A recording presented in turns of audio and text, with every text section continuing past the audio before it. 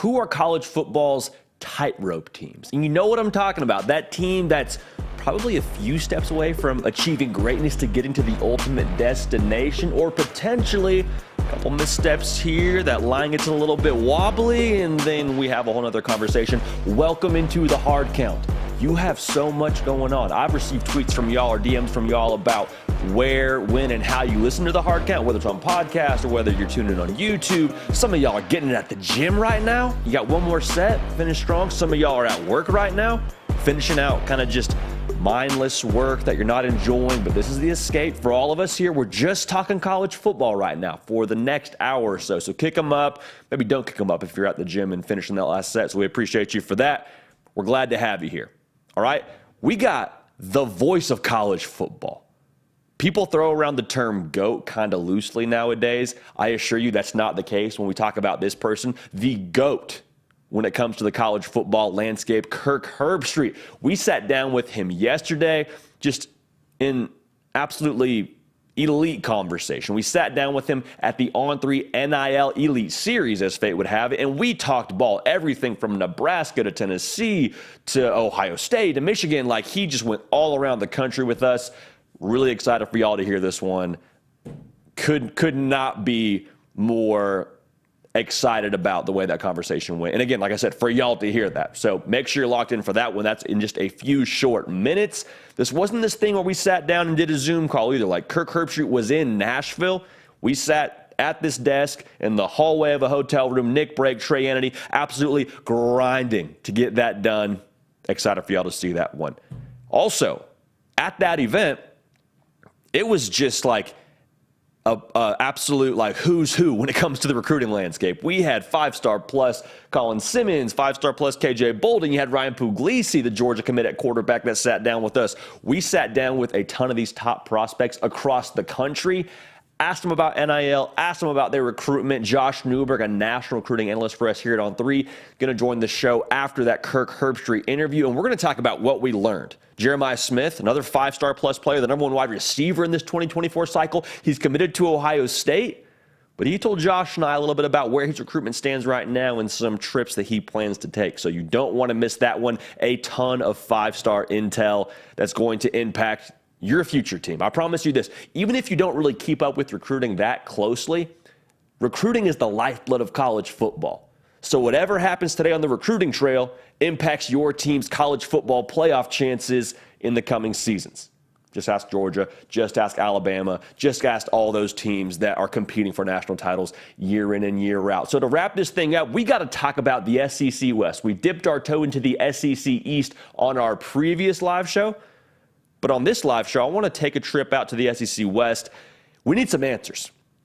Got some question marks around some of the top teams, LSU being one of them. A lot of people, I'm going to go ahead and make a prediction right now. SEC Media Day, they're going to predict LSU to win the SEC West. Now, Alabama, a lot of people seem to be forgetting that Nick Saban's still the head coach there, even with all the newness. We got some questions around the SEC West, not just specifically to LSU and Bama. I'm excited to talk about that. Also, get in your questions right now if you're in the live chat. That's one of the beautiful things about being tuned in live on the YouTube channel.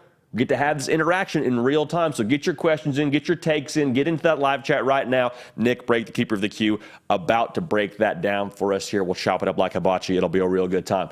Before we get rolling here, I just got to spotlight our team real quick. I got to spotlight our guys in the production that have been grinding the last couple of days. Like I said, we were on location. It was a phenomenal event, first of its kind in NIL education. On3 put it on. Grant Firking, Shannon Terry, par for the course, knocked it out of the park.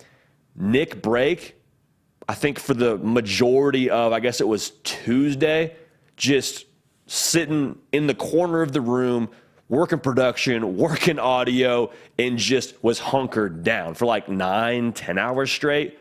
Dude's an absolute machine. Trey Annity chopping up, editing things. I don't think he slept till like 3 or 4 a.m. on Tuesday, then came back that next morning on Wednesday, and we had more interviews and more production stuff. Like, just can't say enough good things about the team we have here. Very, very grateful. Wanted to get that in at the top of the show before we got rolling here.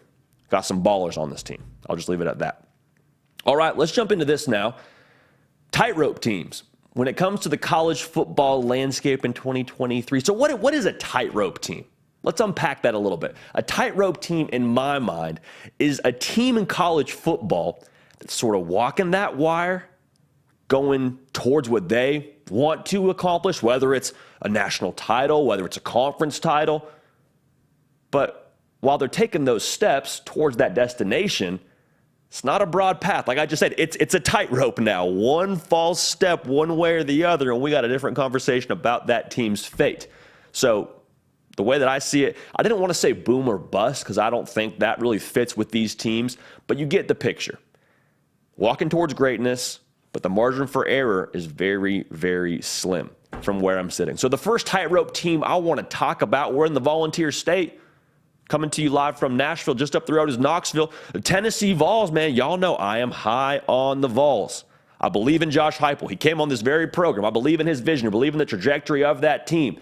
But what is the bet that all of us are making on Tennessee if we're picking them to do some good things in 2023? Goes back to Joe Milton. Hendon Hooker was that dude in 2022. The offense was rolling in 2022. But now, Jalen Hyatt gone to the league. Hendon Hooker gone to the league. So you're making your bet on Joe Milton being able to pick up where he left off. And we talked to Kirk Herbstreit about this one, but you're also betting the defense is going to improve along with the way the offense continues to trend upward. Like you're probably betting for Tennessee to be somewhere in the range of 40 points a game, and you're betting that Tennessee improves like 5 to 10%. Well, here's my question. Here's why they're a tightrope team in my mind. I believe Joe Milton's going to be really good.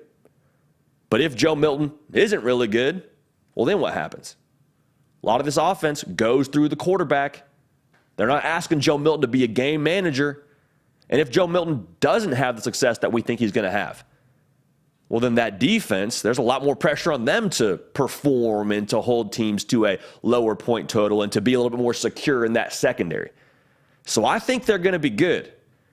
But you understand that tightrope gets a little bit wobbly if Joe Milton doesn't end up being who we think he's going to be, and the pressure goes back on that defense. That's a lot more responsibility, a lot more weight on that defense than you would like. Tennessee, without a doubt, a tightrope team. Everyone tuned in live, we appreciate y'all, man. Make sure you subscribe. Make sure you're locked in right here. Follow me on Twitter. Follow me on Instagram at JDPiquel. We appreciate you in advance for that. Moving right along, another tightrope team we got to talk about. Let's go out to Chapel Hill. The Tar Heels of North Carolina are a tightrope team for me. They won 6 games last year by 1 score. Competed for an ACC title. Didn't end up working out how you would like if you're in North Carolina. But your bet for North Carolina is that Drake May is going to propel you to greatness. I think they're somewhere in Vegas, anywhere around like 9, maybe 8.5 wins, I think is the number for them right now, preseason for the over-under win total. If you're taking the over, you believe, okay, Drake May's that guy. He's going to live up to the billing that we at On3 believe he's going to be, being a top 2 player in the country, according to our good friend StatCat that works here at On3. The belief is that Drake May is going to be that dude. Now, the reason why they're a tightrope team is if he is that dude, okay, great. Maybe you're talking about that win total. Maybe you're talking about being back in the ACC title game. The reason why I am a little bit slower to jump on that hype train is because the defense is not good. Okay, defense allowed over 200 yards rushing a game, I believe. The defense was the Achilles heel. You also lose Josh Downs, big-time wide receiver to the NFL. You lose your offensive coordinator in Phil Longo, who was the architect behind that offense. If Drake May doesn't perform how we believe he could perform, same thing I said with Tennessee. The pressure, responsibility goes back to that defense, and you don't feel good about that for your defense. You don't feel good about that if you're a North Carolina fan. Now, if Drake May just takes over and takes his game to a new level, whole conversation doesn't matter. North Carolina's going to be really good. But I'm just saying, even if Drake May just performs the same way he did last year, even if they find themselves in 6 one-score games, let's say they lose 3 of those. Let's say they lose 4 of those. Different conversation around North Carolina and where they fall in the ACC. Let's show some love here to a former Group of 5 team now. The UCF Knights, Gus Malzahn, John Rice Plumlee making the move to the Big 12. Now, make sure we're all on the same page here. For those of you that don't follow the Group of 5 so closely, UCF almost won the American Athletic Conference last year. Played Tulane twice, gave them a game both times, lost them in that title game for the conference. UCF is now joining the Big 12 conference. UCF a season ago went 9-5. Good ball club. If you're making a bet on UCF, you're saying, well, John Rice Plumlee and Gus Malzahn's offense, once they get rolling here, once that really starts to click and shift into gear, UCF's going to be dangerous.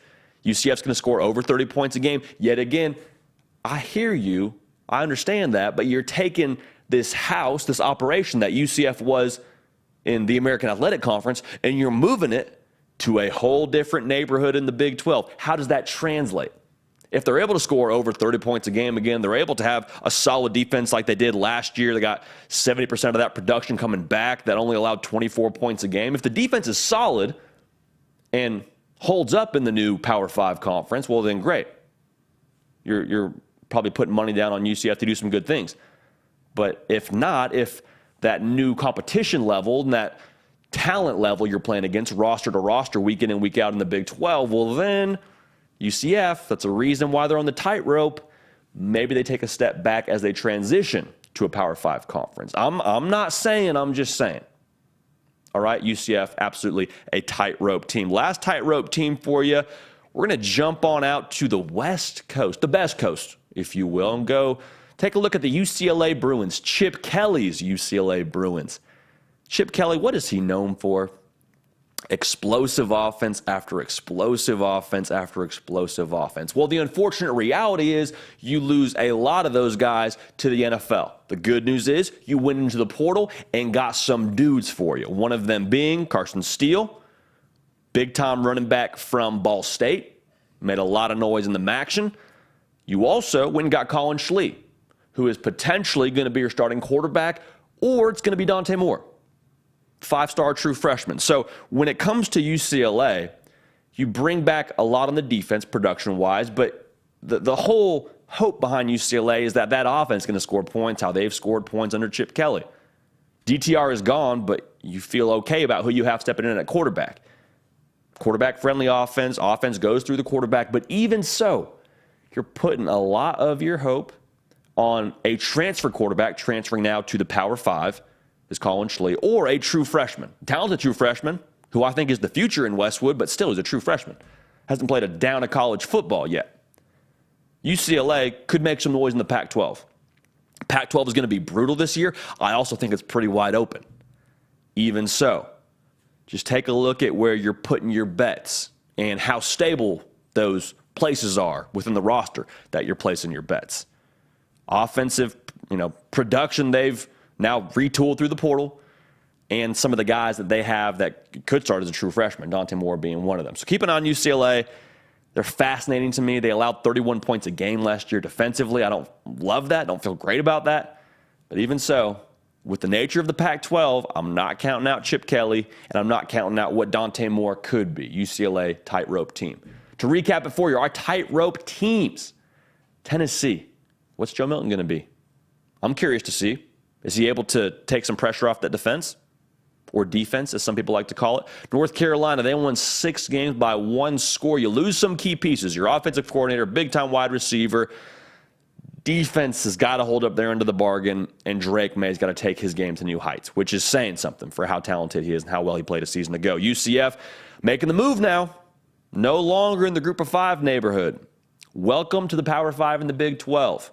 Did some good things in the Group of 5, but how do you translate when you play better rosters week in and week out? Then lastly, UCLA.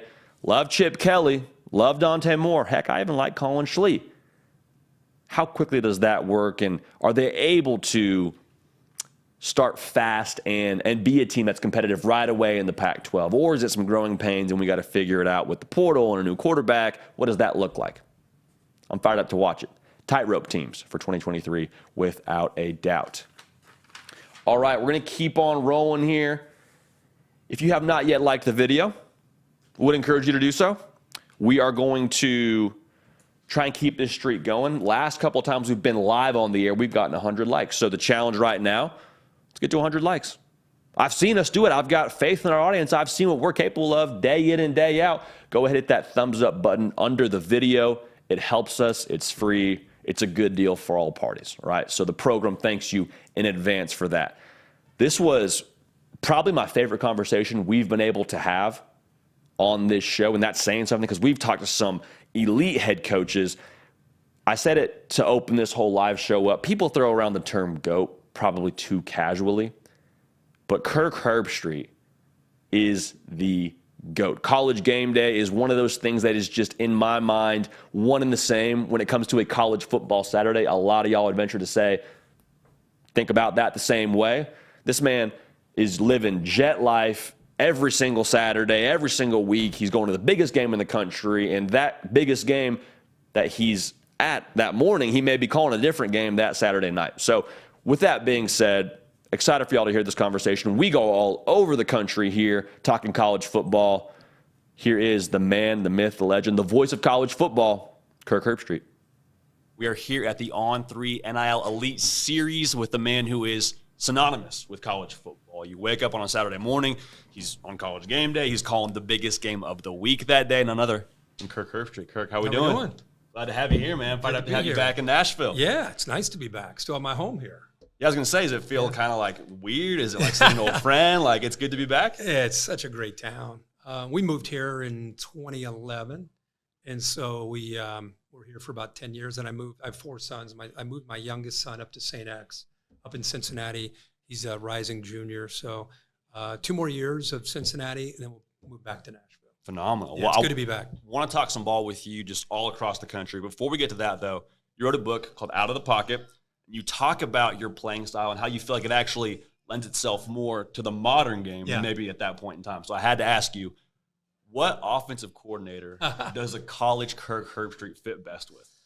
Well, I would say the Joe Moorhead offense when he was at Penn State. Okay. That would be the offense. Or Chip Kelly when he was at Oregon.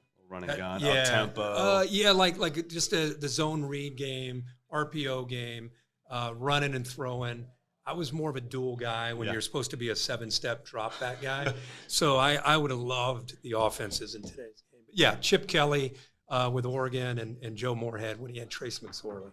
Yeah, that was an explosive offense. Yeah. Awesome. Well, we'll start with would have helped to have Saquon. Although I had Eddie George and Robert Smith, who were 2 pretty good backs in those days. Not a bad situation at all. Yeah. Well, another program that has 2 pretty good backs, Michigan. Yeah. Donovan Edwards, Blake Corum, back-to-back Big Ten titles. What's it going to take for them to get over the hump and win a national title? You know, when I hear over the hump, I think they should have been in the national championship last year. I mean, I respect TCU. But let's face it, I think you and I and everybody that watched that game, we were impressed with what we saw from TCU that game and, you know, the way they made so many explosive plays.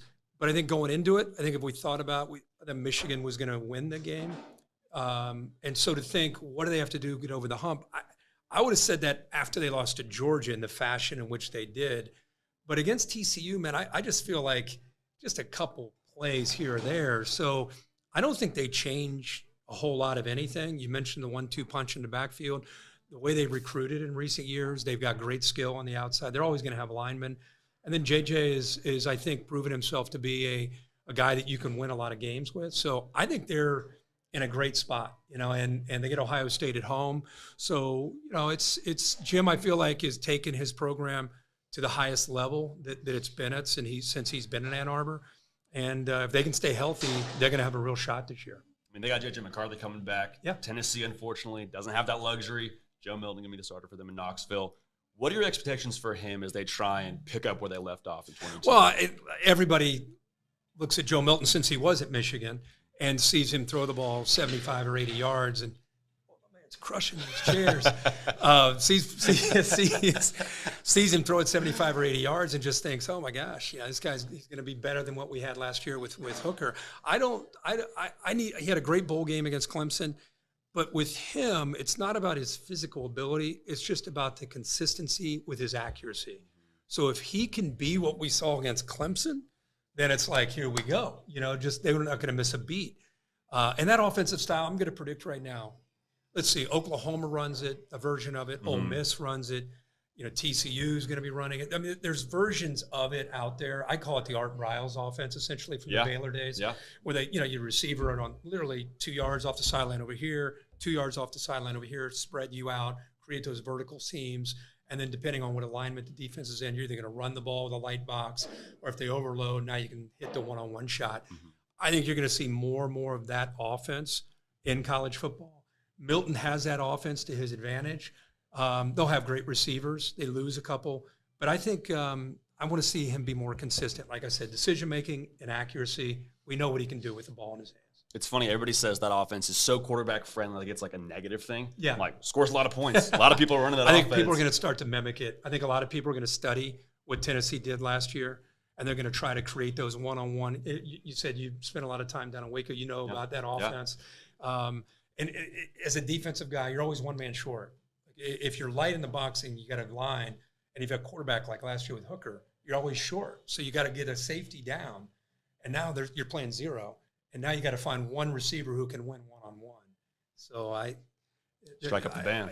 I like that offense. I think you'll see more and more of it this year. Without a doubt. Well, Nebraska, don't know if they'll be running that kind of offense, but Matt Rule, the new head coach there, what's it going to take for them to get back to their former glory? How do you see him fitting in Lincoln? Well, you're talking to a massive Matt Rule fan. You know, I'm a big believer in him and the culture that he creates.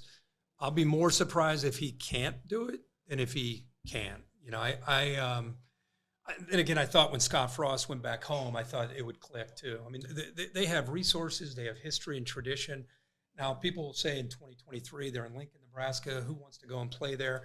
But if you have the right coach who can create that energy, then I think you can bring recruits in. I think he'll recruit Texas. I think he'll get into Southern California. I think he'll even try to get into Florida and New Jersey, going back to the Tom Osborne glory days. I'm not saying this year, here they come.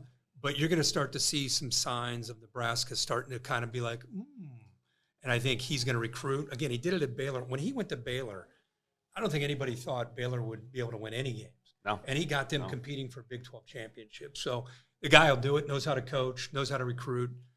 He's coming. I just don't know when it's going to be. Feels like he creates structure. Yeah. And that's really what Nebraska 100%. needs from the outside looking in, at least. And I mean, I'm excited to see what he does. I am too. Now, Texas, obviously, very pulverizing brand, probably one of the most high-profile quarterback rooms in all the country, with Arch Manning in there, Quinn Ewers in there. What did you think of the critiques around Arch Manning's spring game? Well, he's been on campus for a few weeks, and we're going to sit there and have definitive comments about who he is. I wasn't surprised. I mean, people, and again, it's the world we're in. Like, what's the latest name? I mean, Quinn Ewers was the most anticipated brand name to come out of high school football in forever. And all of a sudden, here comes Arch Manning, and it's like, oh, yeah. What about Arch? It's like, wait, the guy you just threw to the side, he's supposed to be really good. And talking and listening to the Texas folks off the air, it sounded like it was pretty obvious. The Quinn and the experience. Think about what he's been through. Went to Ohio State as essentially a senior in high school, ends up going back, transfers to Texas, back home, deals with a lot of scrutiny. And what that does is that hardens you. You know what I mean? From being around this game. And when you can become a hardened veteran, you become a different guy. And not to mention how he played last year. There were some ups, but there were some downs. And he had to endure that. So what you see now, even though he's only in the first year getting done, is a guy that's been through it. And I think it allows him to play at a different level of maturity. Arch has probably got a really bright future. But for me, right now it's Quinn Ewers' chance. It's his opportunity. It's his team. And until he leaves, I think that'll be the case. And then we'll see what Arch can do down the road. Without question. Oklahoma, 6-7 last year. Year one under Brent Venables. The preseason win total for them is set at like 9.5 wins. For you, how do you think Oklahoma factors into the Big 12 title race this coming season? The big thing is for me, it's Brent Venables' second year. And you know what? It's like that first year, and think about what happened with OU, with Caleb Williams leaving with Lincoln Riley, and it was just like, what are we doing? Where's this thing going to go?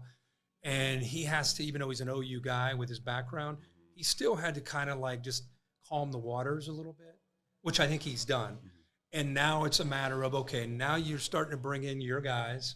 Now the turnover's a little bit more the way kind of your identity. And he's such Brent, because of not just his time with Bob and Norman, but I think really he changed as a coach and how he looks at things when he went to work for Dabo. And I think now he understands the importance of loving on the kids and the culture. And that takes time sometimes to really seeing the rewards of that take place. So I think if they can get good play out of the quarterback spot, I think they're going to be good enough around the quarterback that I think they're gifted enough. They're always going to be a factor in the Big 12. I mean, one last year before they go to the big boys. That's where we were going. I feel like looking at my notes down here. I mean, that's the next thing for them, and maybe why there's such a sense of urgency maybe within that fan base, because they're getting to the SEC, them in Texas, waiting for them. Georgia Bulldogs. I mean, they're back-to-back national champs. How do they look this year maybe compared to the last 2 years where they've won the national title? Well, they've lost so much. The culmination of the last 2 years is just a reality when you win that many championships back-to-back, which we haven't seen in so long. And it's not just a class from 2 years ago when the Kobe Dean in that group, where all those guys from the defense were first round, I think 5 in the first round that year. But I think then the guys that a lot of those guys that stepped in last year, and they had a chip on their shoulder, and they were anxious to prove to people that we can still play defense even though we lost those guys. Now some of those guys go as well. So you're really looking at a new wave. Stetson Bennett's no longer there, some new skill. Now what I love is, to Kirby's credit, what he learned from Nick Saban is avoiding complacency, finding a way to get a team tweaked, kind of like upset. People don't believe in you. People like this year. He was talking about, we try to tell you guys, everybody doubted us. I'm like, what were you, preseason 3, 2? I mean, no one doubted you. But he, to his credit, he found a way to get 18 to 22-year-old kids to buy into. They doubt you. They don't believe in you.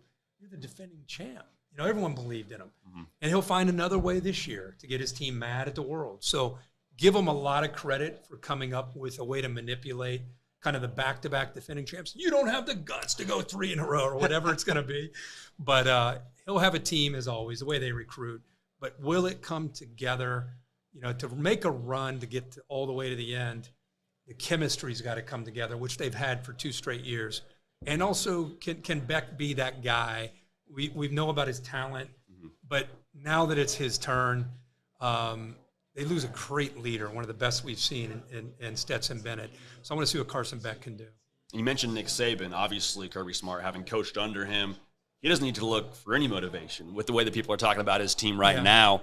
Kind of a reset of sorts, it feels like. I mean, new quarterback, new DC, new OC. What do you make of Alabama this year? Whenever what you just described, whenever that happens in Tuscaloosa, if you're going to Vegas, just saying, that would be a team I would not want to question.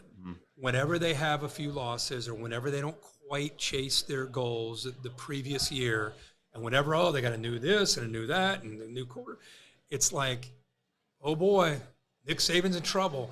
I'm telling you, he's got the same energy he's had since 2009 when he won his first title against Texas. He's got great players like he had in 2009, maybe better. He's got a team that's going to be upset with a chip on their shoulder. As we sit here, what are we, May 31? It's hard for me not to lean towards Alabama in the SEC just because of what you described. Now, you got LSU, who made incredible strides in that first year with Brian Kelly. Got a lot coming back from that team. They beat Bama last year. They got to go to Tuscaloosa. So I would those 3 are going to be everybody's 3. As we sit here right now, I'm going to wait to see where we are in August. But I would be in that Bama LSU, just a little bit ahead of Georgia as we get ready for getting into the summer months. You mentioned LSU, Brian Kelly. I mean, he's been there all of a year, and there's already the pressure of when do we get a national title? The guys before you did it. Yeah. I mean, you got Florida State week 1, probably the most anticipated game, other than Coach Prime, what he's doing. That LSU Florida State game, I feel like has some excitement. But man, when you beat Alabama and you really outkick your coverage on what the expectations were, I feel like you're at LSU, the history of what the coaches have done with Coach O and Les Miles, it's pretty natural to expect that. But I think he's built for it. That guy, can you imagine being the head coach at Notre Dame as long as he did? He's dealt with everything. So I think he'll be fine. I think LSU's got some players. If they win that first game against Florida State, they'll be dangerous. No, without question. Kirk, we appreciate all your time. You got it. Last question for you. Your alma mater, Buckeyes, like you said, it's May. Is there a feel to who could start at quarterback there right now? I don't think they even know. I really don't. I think you got 2 guys that are more than capable. Ohio State's been pretty spoiled at that spot with their receivers since Ryan Day's taken over. They're going to find a way to put a lot of points on the board, regardless of which guy wins it. I think he'll go into summer camp. He'll have those scrimmages. And then I wouldn't be shocked if they used the first 2 or 3 games to kind of like let these guys maybe play it out. It's hard to make a big decision like that from a scrimmage in the summer. It's only fair, like what Jim Harbaugh did last year. Right. You know, give a guy a half or a game, give the other guy the same thing, and then I think it's easier to make the decision. Without question. Yeah. Well, Kirk, like I said, we appreciate all your time. Yeah. Appreciate you making it on here. Yeah. Congrats on everything. Hey, Doing a thank great you so job. much. Thank you so much. We're excited to have you back on the television screens here very, very soon. Yeah, it'll be soon. Kirk Herbstreit, man, I'm telling you, the best to ever do it. Absolute pleasure to have him on the program. Absolute pleasure to sit down with him and pick his brain. I mean, what more do you say? The best to ever do it. Pretty straightforward. Also, another individual who is the best to ever do it in his own right, man, the myth, the legend, National Recruiting Analyst for On3. We killed a lot of time this Tuesday and Wednesday and throughout the week getting ready for this On3 NIL Elite Series event. Josh Newberg. Josh, how we doing, man? I'm great. Great experience. Proud to be a part of the On3 family after such a just special event that was put on in Nashville over the week.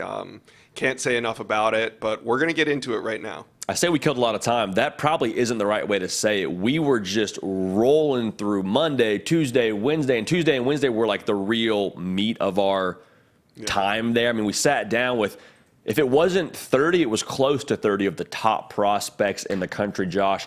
And there is a lot of things that we got to take away from that event in terms of these kids and where the recruitment stands right now. So like you said, let's jump right into it. Our last interview of the day was potentially the most insightful interview of the day, and we sat down with 5-star plus wide receiver, top dog in the country at the wide receiver position, Jeremiah Smith. Josh, he came in with the Ohio State smock, and men lie, women lie, but bags don't lie. He also came in with an Ohio State backpack and a Georgia duffel bag. Thoughts on Jeremiah Smith and maybe just how you feel overall about his recruitment after that event? He keeps them guessing, doesn't he? He does, man. Jeremiah Smith committed to Ohio State since December, but is taking visits. He'll be at UF this weekend. He's been to Georgia. He's going to also, he told us, going to schedule official visits to Miami and Florida State. So he'll visit the 3 in-state schools in the state of Florida. Georgia, maybe more, but Ohio State is where he's committed. Now, Ohio State fans have been, well, you got 2 sides of it. You know, you got the fans that are ready to jump ship because he's taking visits, but then you got the other side, who's a majority of the fans who think, well, he's going to stay committed to us. I mean, look what happened last year with Brandon Inniss, kind of the same story. Rumors all summer that Brandon Inniss was going to look around. He was going to end up flipping. Brandon Inniss signs with Ohio State in the end. Well, Jeremiah Smith had the opportunity to maybe put Ohio State fans' minds at ease when he sat down with us, but he did confirm that he's going to make a, quote, final decision in December before signing day, which means while he's holding his spot on the Ohio State commit list, he is open and looking at other programs. That's one of those guys, too, that if somebody else wants to look around, you say, okay, well, if you're a staff, maybe we'll look around too, but not the top wide receiver in the country, Jeremiah Smith. If he wants to go and play the field a little bit and look around, you say, Jeremiah, that's great. We have a spot for you when you get here. I would have a difficult time, I don't know if imagining is the right word, but I mean, Brian Hartline's just that guy. So if Jeremiah Smith were to leave Ohio State, I think that'd be not surprising, but I have a hard time seeing Brian Hartline let a guy like this get away. But anytime you hear final decision, it's never a great thing. I think it's a leverage play. Sure. I don't think that he's doing this because he doesn't know he knows exactly what he's doing. He's the number 1 wide receiver in America. He's the number 2 player overall. He has the leverage to do what he wants. And I think in this day and age of college sports, you should take advantage of that. Now, whether or not he ends up flipping, I don't know, but they are giving him the space, meaning Ohio State is giving him the space to take these trips. Another one of the top dogs that we sat down with, 5-star plus edge, Colin Simmons. Josh, he told you, I guess he told us, I was sitting there too, but you asked a great question. Who's your leader right now? He pondered.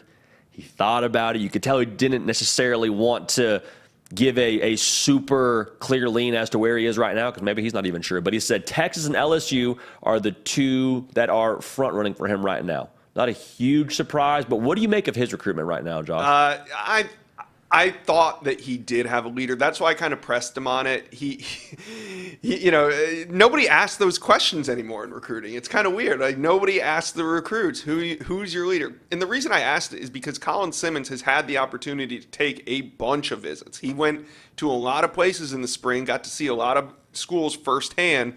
And I know it's the midpoint of his recruitment, and that's how I prefaced it. At the midpoint of your recruitment, who leads? Let's be honest here for a second. And he was. And he said that it's Texas and LSU at the top. Not unsurprising, but I do think, Texas A&M, Florida, I think in the end, Georgia and Alabama could come knocking. And I think in the fall, we're going to see if Texas and LSU are still considered the leaders by the time we get to like October, November, because he's most likely going to make a December decision. And honestly, I don't think Colin Simmons' recruitment is really going to start until December. Wide receiver Mike Matthews also sat down with us. Feels like it's a kind of back and forth between Clemson and Tennessee. I mean, Alabama could get in the mix. Talked about wanting to take a visit there at some point towards the end of June. What did you think about Mike Matthews? You put in a pick, actually, right after he sat down with us. Yeah, a little behind the scenes on that. Well, we sat down, and before the cameras started, I had my computer up, and Mike Matthews saw that his player profile was on my computer. And I noticed that he was looking at it, so I pointed at the recruiting prediction machine, where it had, I believe, Clemson as the leader. Mm-hmm. And I said, hey, do you agree with that? And he looked at it, and he said, nah. He goes, I think Tennessee should be on top. And I go, oh, really? He goes, yeah, and I think Alabama should be a little higher. I said, oh, okay. So what if I put in a pick for Tennessee? And he kind of gave me he didn't confirm it, but I thought he gave me a head nod. Maybe I'm wrong, but I thought he gave me a head nod. So I went ahead and I put in a pick for Tennessee. I told him I was going to put in a pick for Tennessee. I tweeted that I put in a pick for Tennessee. He retweeted me. He liked the tweet. So, hey, we're all on board with that. Where there's smoke, there's fire. Like you said to a lot of these kids, Josh, still so early in these kids' recruitment. But even so, I mean, for Tennessee to be that firmly in the mix for another big-time wide receiver, you got to be excited if you're on Rocky Top. I want to make sure we go quickly here so we don't take too much of your time, Josh, because we could probably kill a full 3 hours going through all of these kids' recruitments. But Brandon Baker, the top offensive tackle in the country, he had something to say about where he sat with On3's rankings. He's like, man, y'all got me number 4 offensive tackle. Like, hey, Brandon, it's still very early. Charles Power, I'm telling you, best in the business. Like, trust the process here a little bit. And he, I think he wasn't upset by that, but you could tell, just competitive guy, wants to be the top offensive tackle. And look at the industry rankings, he's the top offensive tackle right now. Yeah, he again, I had my computer screen up. We were about to do the interview. He saw it. He goes, do you guys really think? He goes, you guys think I'm number 4? And it wasn't like he wasn't challenging us. It was almost, to me, JD, like he was making a mental note. Like, oh, okay, they think I'm 4? Okay. Like, he didn't challenge us in any way. He just wanted to know, like, you guys really think I'm 4, not 1? So I like that. And then what do we gain from his recruitment? I was a little surprised when you asked him about USC. It didn't seem, because, there's a pipeline from his high school. Mm-hmm. It didn't seem like things are that hot and heavy compared to some of the other programs we talked about. Georgia, Oregon. He told me his 2 sleepers were Tennessee and Florida State. Mm-hmm. But USC, it didn't sound like things are really hot between the 2 of them just yet. Which is kind of bizarre because I think he's been there 8, maybe 9 times or 9 with an official visit if he were to go there for an official visit. But, yeah, USC you thought maybe would be a little bit more in the mix given their proximity. But, yeah, Josh, Brandon Baker. Again, I don't think he has a visit scheduled to USC. Check me on that. He does not, but he mentioned in our interview that, I'll probably set one up. So 9 unofficial visits to USC. That's a lot of visits. But, yeah, Brandon Baker, we're sticking with that whole theme of backpacks don't lie. Had an Oregon backpack. So take of that as you will. KJ Bolden, top safety in the country. Yeah. We sat down with him. Now, he will have gone to Georgia after this official visit 14 times. Josh, how much stock do you put into that? Where do you see his recruitment standing after us getting a chance to talk to him? He'll be at Georgia by the end of this weekend 14 times, and this includes the fact that he said he had to detach himself from Georgia throughout the spring so that he could take a look at other schools. So it shows you that even when he let go of Georgia, he's coming back to Georgia. So I like where the Dogs stand. I think Ohio State would probably be my dark horse pick right now. He's got a family member coach in there. He's definitely got some connections. He's going to take an official visit to the Buckeyes, but in the end, I think the Dogs are just going to be hard to beat for the #1 safety in America. It'd be tough to beat. I mean, that many times. Also, they're in his backyard to get that many visits. I mean, it's curious. I know Clemson, I think, is also getting an official visit here pretty soon as well. That's on deck for him. I'm curious to see what happens there, Josh. Josh, before we get you out of here, curious to hear who was maybe the most intriguing / fascinating. Doesn't have to be the player specifically, but maybe just the conversation. Could be committed, could be uncommitted.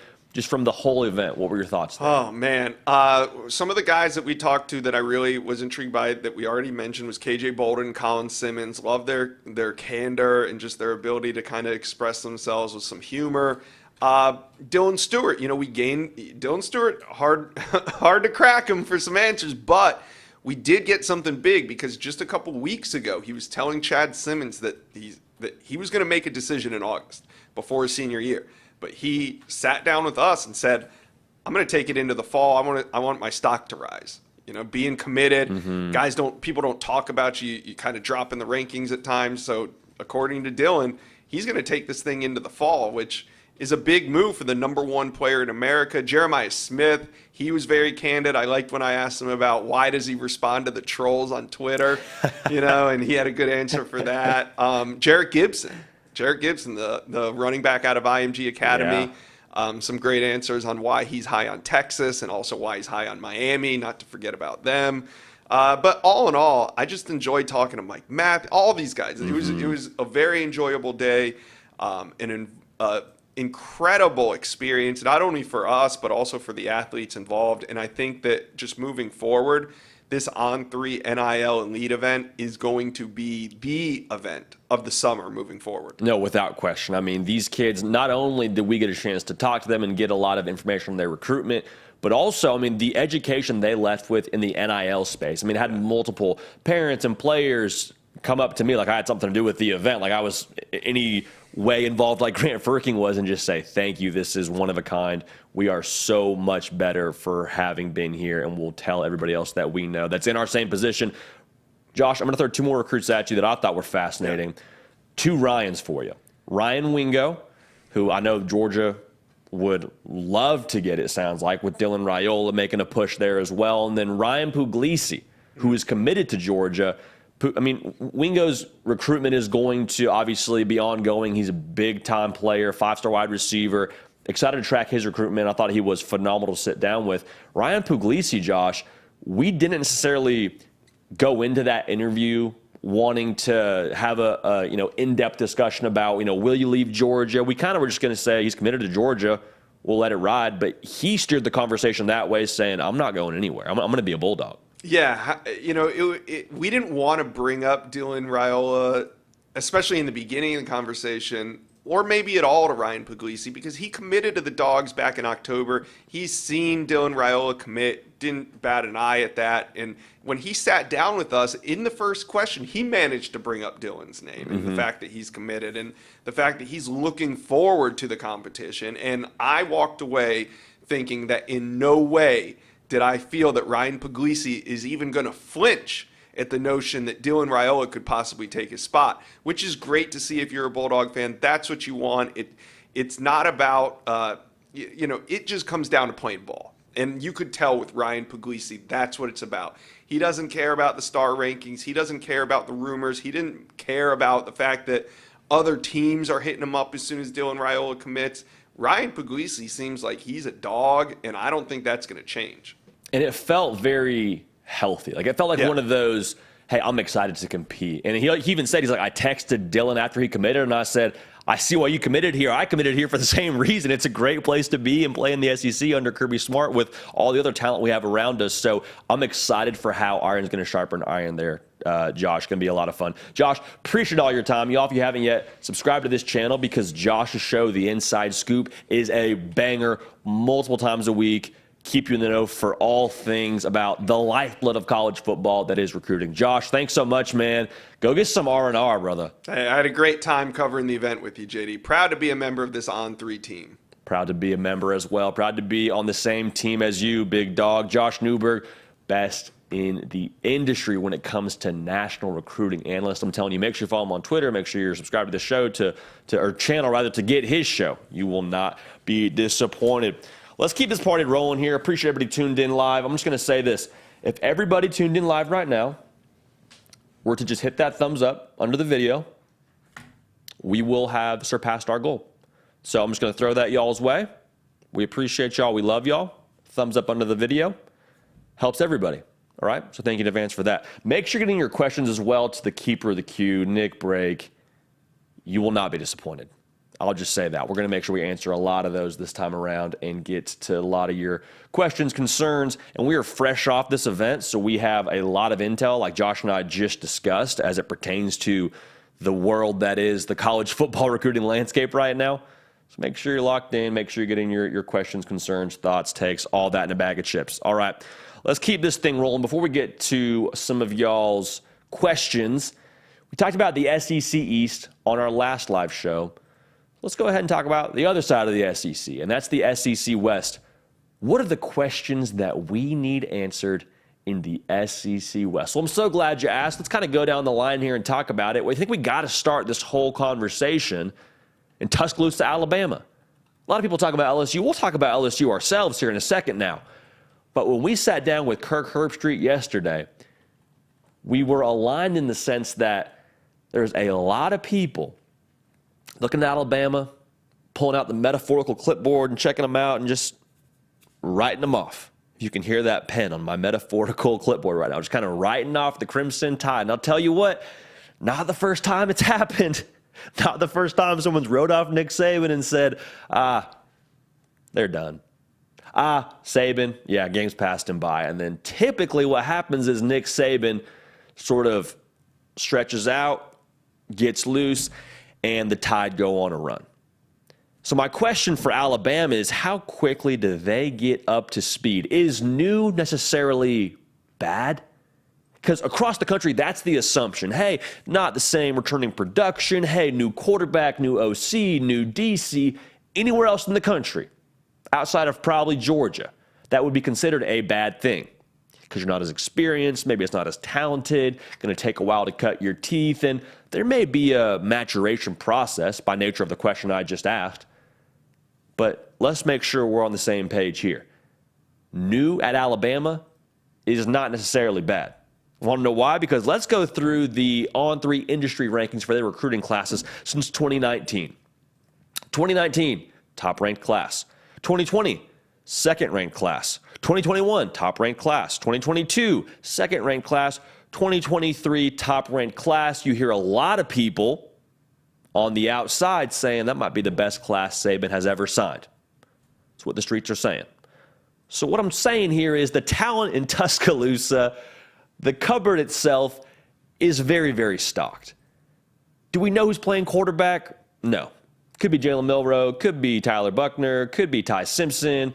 All of those guys have a lot of buzz around them out of high school. A lot of those guys were considered to be some of the most talented players at their position out of high school.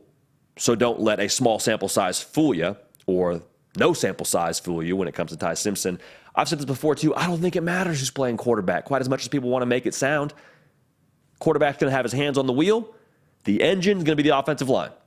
The defense under Kevin Steele, I think it's going to be see ball, get ball. When you got a whole lot of dudes with stars next to their name that have been developed in that system, having see ball, get ball kind of defense, I think good things are going to happen.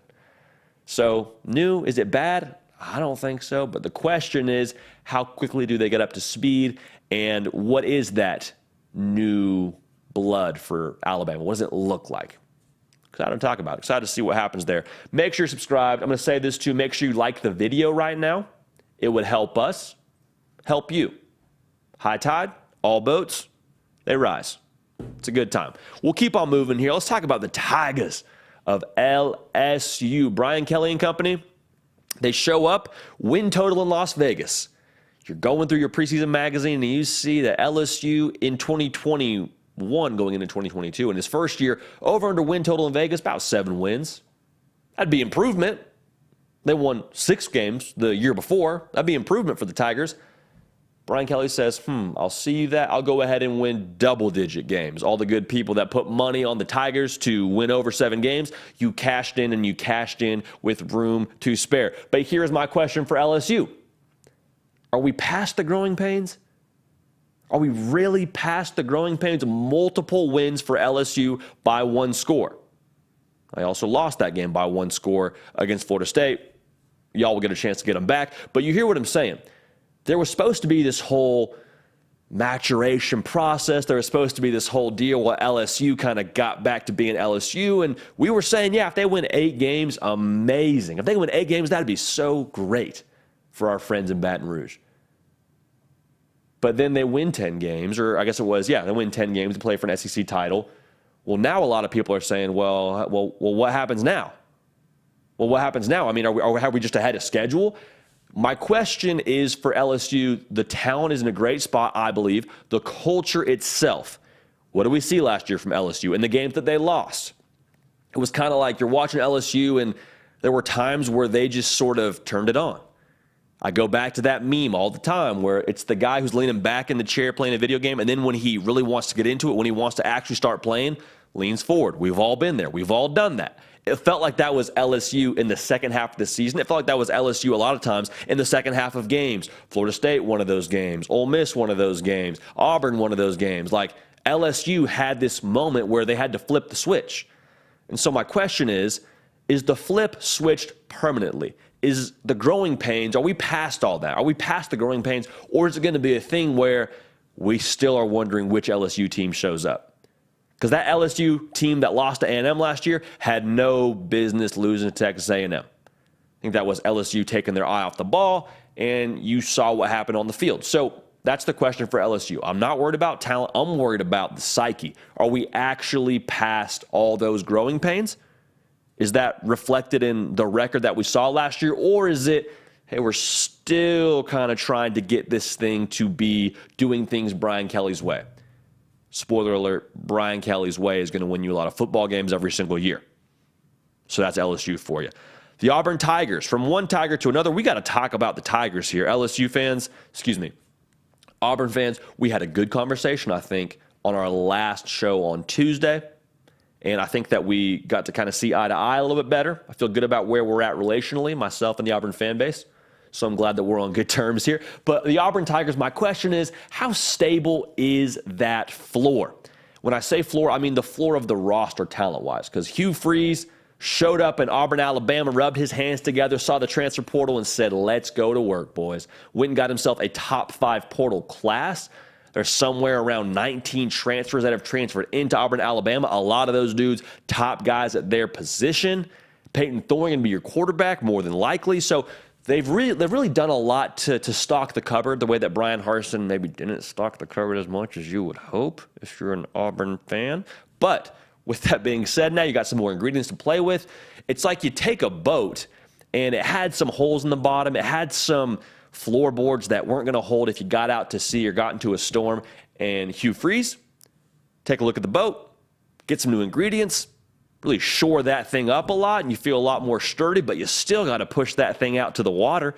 Still got to take that thing out to the storm that is the SEC, much less the SEC West. Curious to hear how much that talent is able to translate and mesh, because this is one of the reasons why I had to have a conversation with the Auburn fans.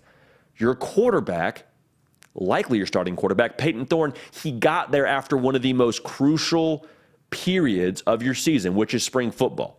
Peyton Thorne is now playing catch-up with the playbook at Auburn and getting acclimated to the locker room at Auburn and the way Auburn does things. Like, it's a process to get totally in with your team from a scheme standpoint, like I said, from a locker room standpoint. There's a lot that goes into that. So not just Peyton Thorne, but other players as well that you added post-spring practice are trying to get up to speed. A lot of those guys that are going to contribute for you in a big way, or you needed to contribute for you in a big way if you want to get over that win total. So that's Auburn for you. I think the talent roster is improved, but curious how stable that floor is. All right, Texas A&M. Here's my question for you. Is it really that simple? Is it really that simple in College Station? We've heard so much about the talent they have, and talent is great, but talent only gets you so far. And last year, the number one complaint for Texas A&M fans is, what the heck are we doing on the offensive side of the football? What is going on when we got the ball?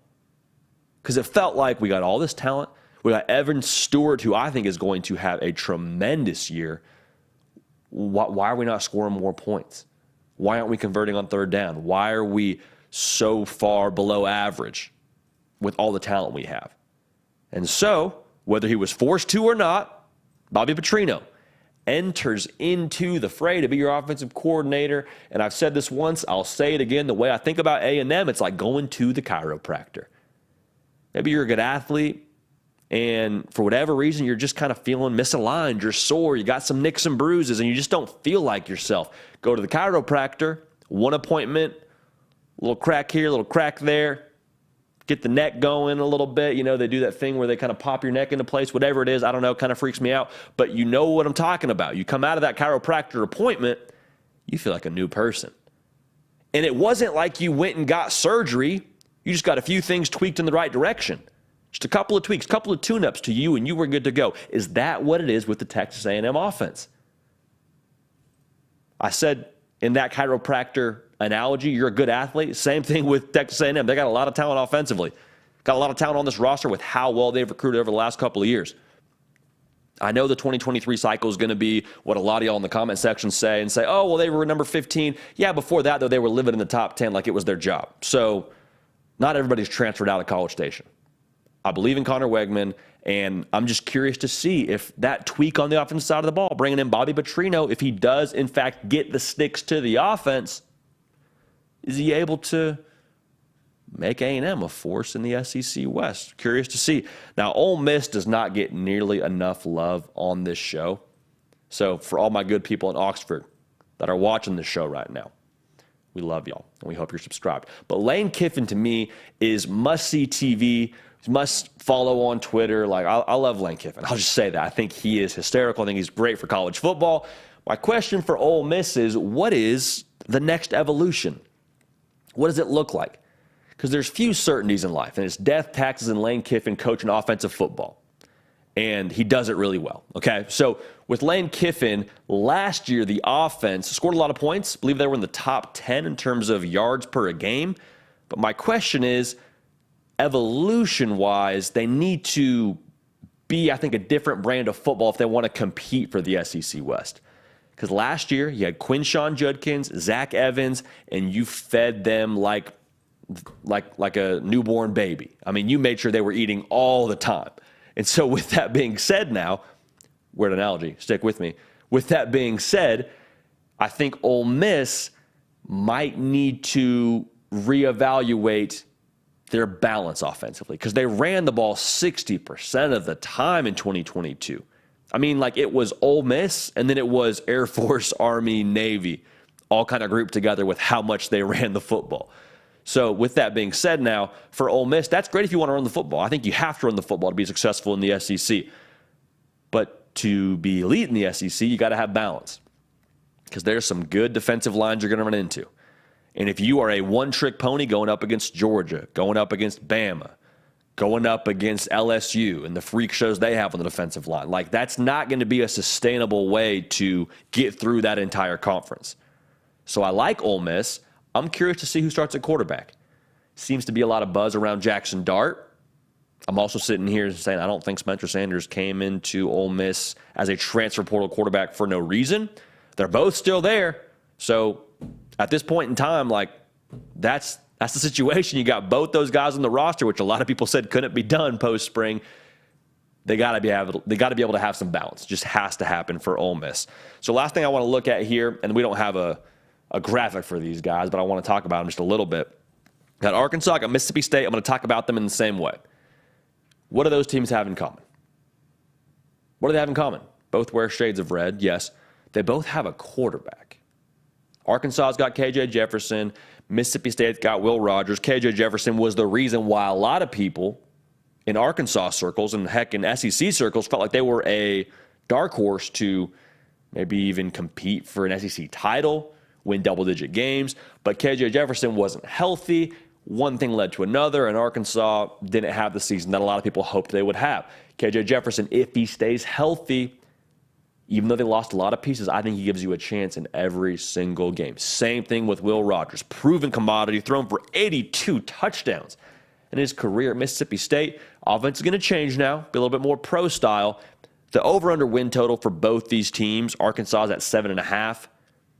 Mississippi State, 6.5. So Vegas is telling you, hey, make a bowl game. That's great for both these teams. I'll say this. I don't expect either of these teams to win the SEC, but I will very confidently say one of these teams will ruin somebody else's chances of winning the SEC. Because you and I both know it, one team's going to walk in there on a sleepy Saturday and see Will Rogers, and Will Rogers don't care. He'll be dealing, and he'll make you go home unhappy on the bus. Same thing with KJ Jefferson in Arkansas. If you want to show up lackluster against a grown man like that, both running and throwing the football, it's going to be a sad bus ride home. So both those dudes, you got to make sure you are not looking past. Mississippi State, Arkansas, who knows what they're going to be as a team, but having those quarterbacks, always going to have a chance to win the ball game. We'll leave it at that. Appreciate everybody tuned in live right now. Appreciate all my good people on podcast. I'll just say y'all have been cooking in the podcast world. It's not quite as out there in terms of our metrics. I know YouTube, you can kind of just look at how many views we have and how many subscribers, and you can kind of have a gauge for how we're doing. On podcast, Apple and Spotify, y'all are crushing. We're getting closer to the season, and y'all are continuing to roll with us. So we appreciate you for that. Make sure you get in your questions right now, because we're about to answer a lot of them.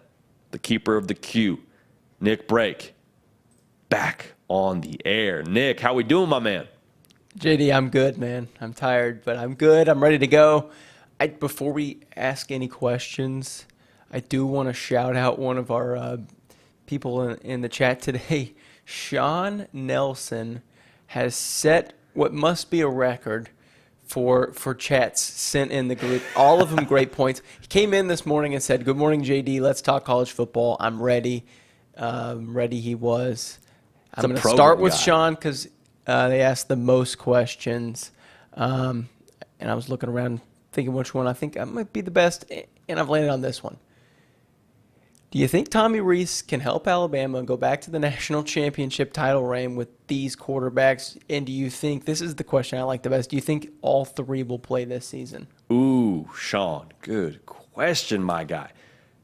I'll start with the first thing you said there, Nick, with Sean Nelson. Sean, program guy, we appreciate you. He's also, I picked at the live chat, he's like rallying the troops to get us to 100 likes. Like he is just grinding. So, Sean, we appreciate you. Very, very excited to jump into this question.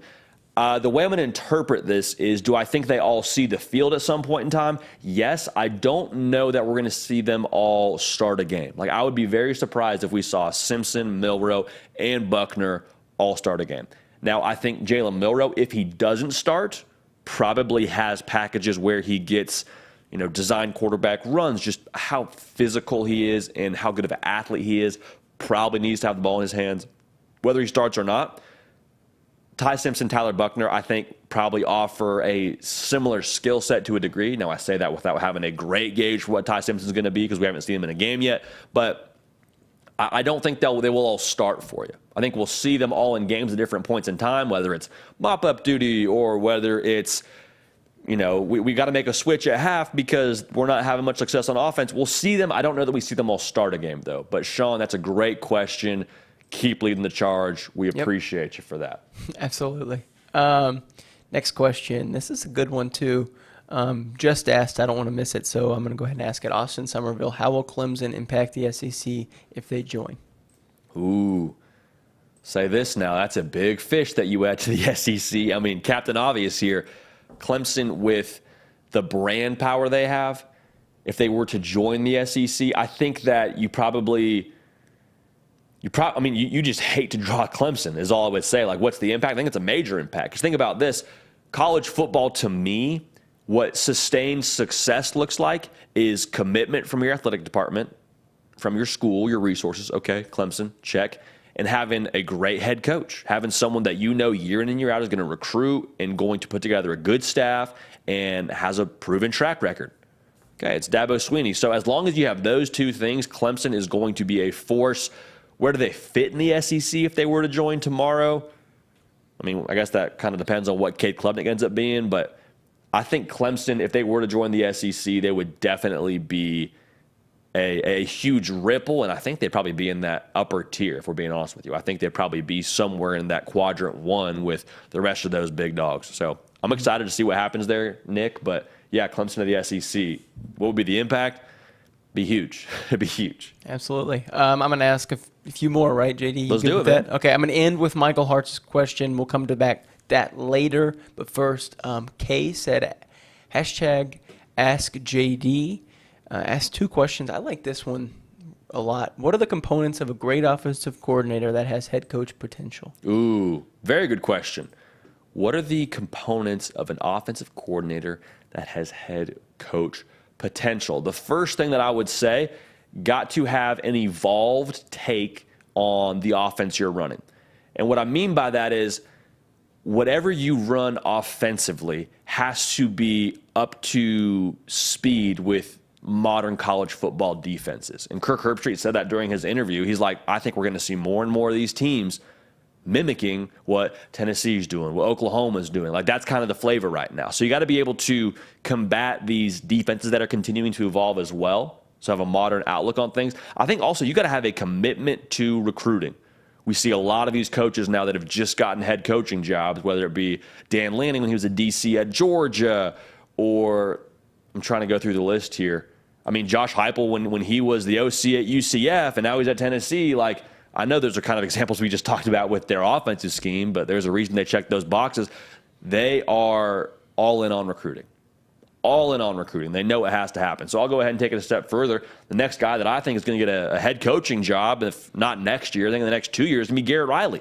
For reasons I just told you. Really good at being up to speed with how these teams are running their offenses now in terms of the modern philosophy with spread you out and go up tempo.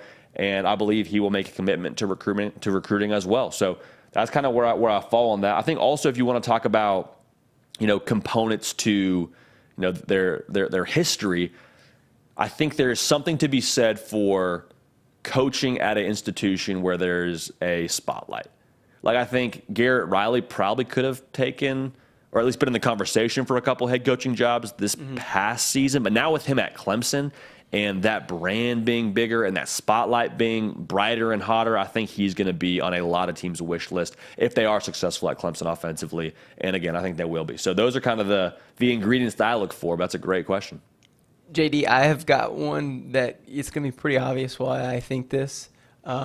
Man, I've just been watching this slow rise of Zach Kittley for like the last 3 or 4 years. Yep. Houston Baptist had a great year there. WKU, who really do a good job at finding coordinators. I covered them for 4 years, obviously, in college.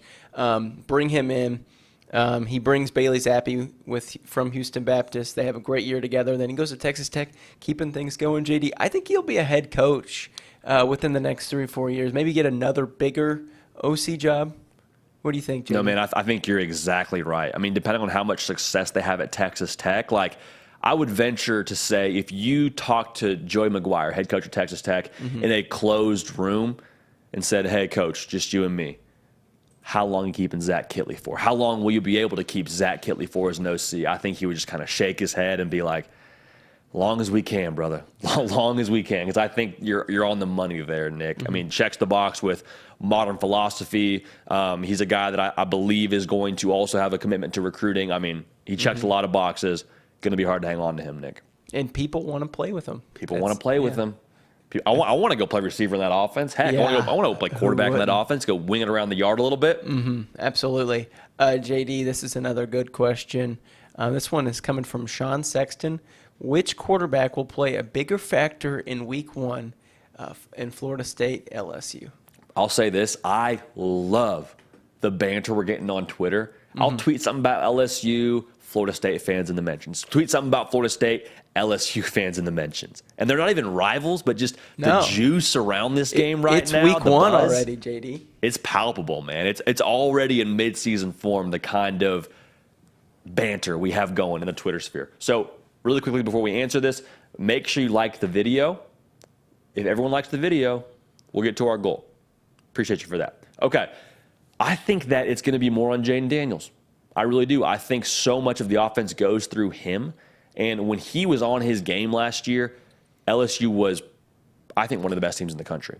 And they finished that way. I mean, obviously playing for the SEC title probably puts you in the best teams in the country category. But when he was on, if he was unhitching the wagon and pushing it deep, like LSU was a different team. I think Jordan Travis will have more balance around him. I think he's going to be a guy that obviously, creates a ton of noise and headlines throughout the season, should have a great year. But I'll go ahead and say Jaden Daniels it's more important for him to be on that day than maybe Jordan Travis. I'll say this too, Nick. This isn't necessarily in regards to the question, but tweeted out something the other day about Harold Perkins and him being the answer for LSU last year and how they addressed mobile quarterbacks.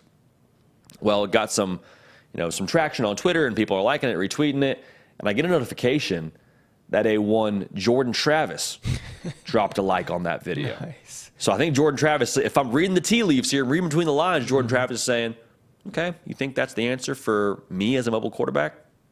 All right, bet. Didn't comment, didn't retweet, just threw it a like. So I don't know. Take of that as you will. Yep. What do you say we got one more here, Nick? You want to land the plane here? Yeah, but again, I got to shout out Sean Nelson. Everyone liked the video Let's go, from Sean. Man, Sean is the GOAT.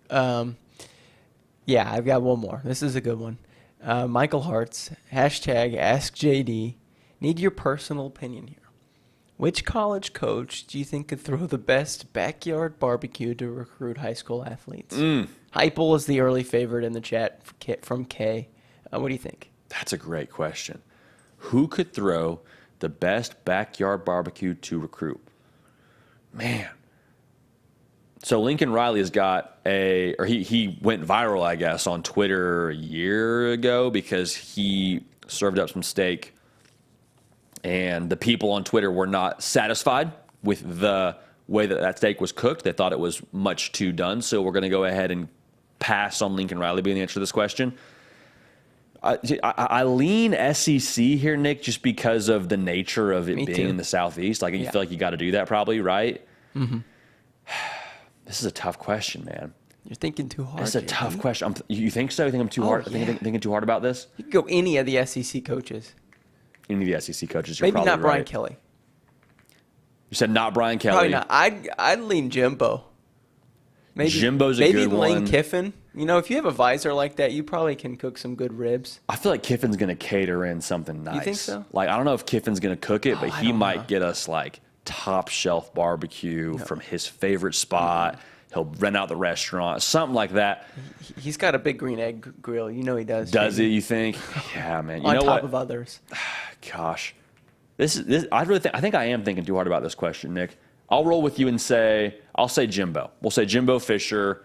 It's kind of in the SEC country, but also in College Station. Good barbecue in College Station.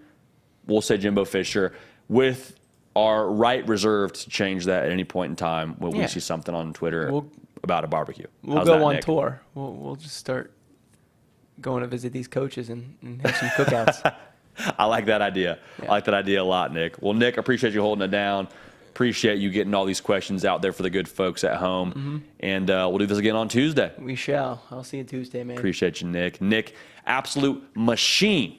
I'm telling you, man, it was like 9-10 hours. He's sitting in the corner, making sure the audio is nice for all of the interviews we're doing. He's hustling late night, getting everything chopped up and making sure it's all right for the videos that we had to put out for y'all because we wanted to get that out for you as soon as possible. So there was, time kind of the essence. Nick Brake, Trey Annity, both just machine-like in the way they approach their work. Nick's got to be running on very, very low sleepage right now. So appreciate you, Nick, for doing all that you do. Appreciate y'all, man. Y'all got after it in the chat yet again. Appreciate y'all making this podcast hum lately. Like everybody on Apple and on Spotify, drop a 5-star review on your way out. Leave us a comment on what you want to see on this show. But just truly, thank you for the way that y'all have continued to push this thing forward. Appreciate y'all in the live chat. Make sure you like the video on the way out of here. We're going to be back on the air on Tuesday. So come back and see us. We'll have a good time. But until then, we're going to keep this party rolling. We will see y'all